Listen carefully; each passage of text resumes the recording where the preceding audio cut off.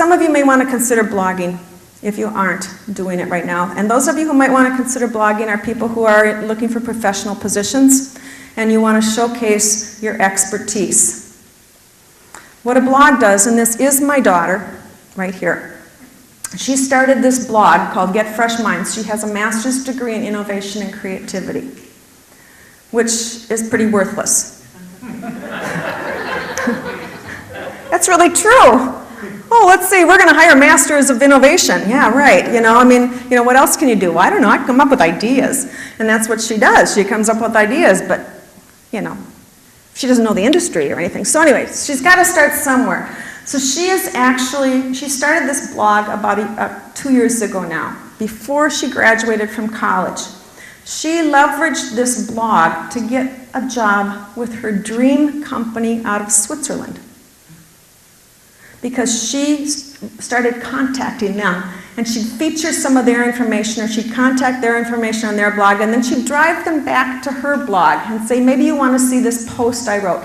For any of you who are professionals, who want to demonstrate your expertise, a blog is absolutely important. And I would suggest, if you can get a TypePad blog or a WordPress blog and not go with the freebie one, because the freebie ones all look freebie. I would suggest you get one where you actually design a top that looks a little bit nicer than the cheapo ones that are for free. Now for TypePad, and this is a TypePad blog that you pay $89 a year for.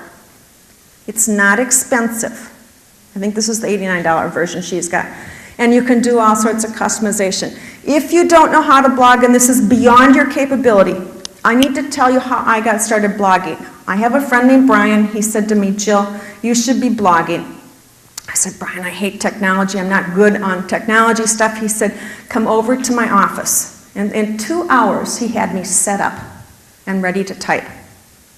Because it's really just about typing word stuff, somebody's got to get it arranged. So if you've got a kid, teenage kid, they can get you set up in a nanosecond.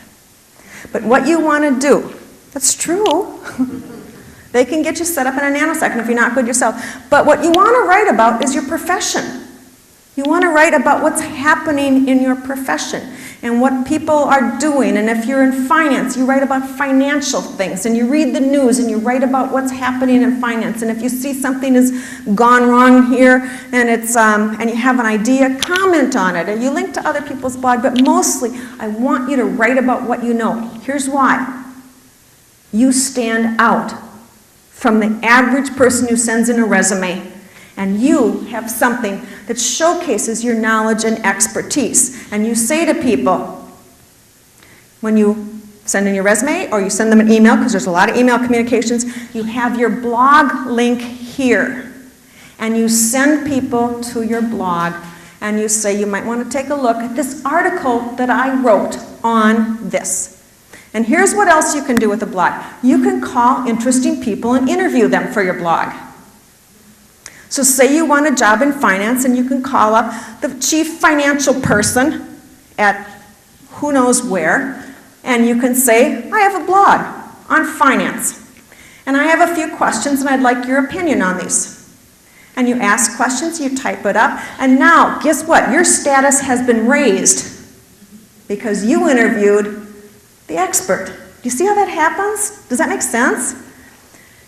If you're in education, you write on educational trends. If you're in sales, you write on trends in sales. Whatever you're in, you write about your profession. If you're in graphic design, you showcase new graphic design things that you think are cool. Whatever you're in, you're online, for God's sakes, way too much right now, right? Well, do something valuable with that time. Use it. You're reading all these things. Comment on what you're reading. Every time you see something, think of a little, what could I say? Something gets you upset, write about what upsets you. Something gets you excited, write about what is interesting to you.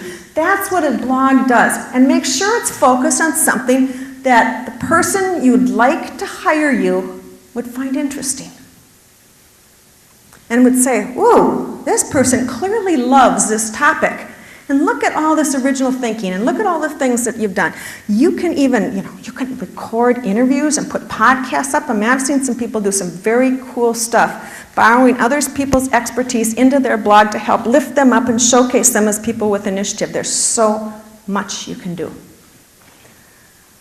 And it costs $89 a year, maybe $7 a month to get on TypePad and create something like that. It's one of the best ways you can showcase who you are. Now, if we can move on, I'm going to show you a couple more things. What do you want to do? You want to target companies that you want to go after. So you need to spend some time researching. Some of you already know what companies you want to that you want to work with. Some of you may say, as we have the entrepreneur here, I don't want to work for any of these companies. I just want to figure out what to do with myself at this point in my life. But whatever you're doing, you need to start having some focus. Why do you need to do this? You will say, I'll work anywhere. I just want a job. Well, guess what?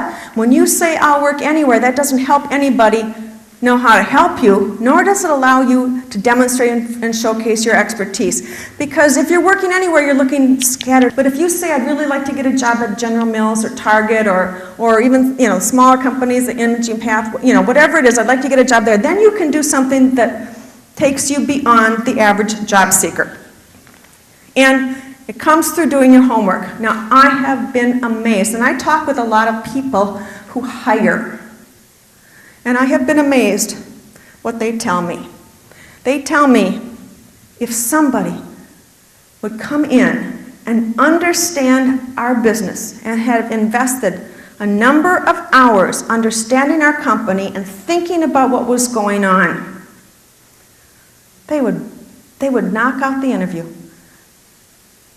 But most people have done 5 to 10 minutes worth of research on the company. That is not enough. If you are serious about working at this company, then you should be spending a minimum of an hour or two researching. Your whole life depends on this, for God's sake, Invest a little time there. It's better than spending time on the job boards. And spend time researching the companies. You're going to find out where there's issues, where the challenges are going on in the companies. You're going to find out what they're struggling with. Say you're looking at a construction company. You can research what's going on in the construction industry so you know what's going on in the construction industry. If you're selling promotional products, research the promotional products. But learn what's going on in this marketplace because they are looking for people who have demonstrated initiative. I'm going to come back to that word because it's the key word that this approach shows. Initiative. The number one thing you have to do is show initiative to stand out from the crowd. And that involves doing the homework. And it doesn't just involve doing the homework, it involves using the homework. It's not enough to just do the research. It's what you do with the research that starts setting you apart from everybody else who's out there.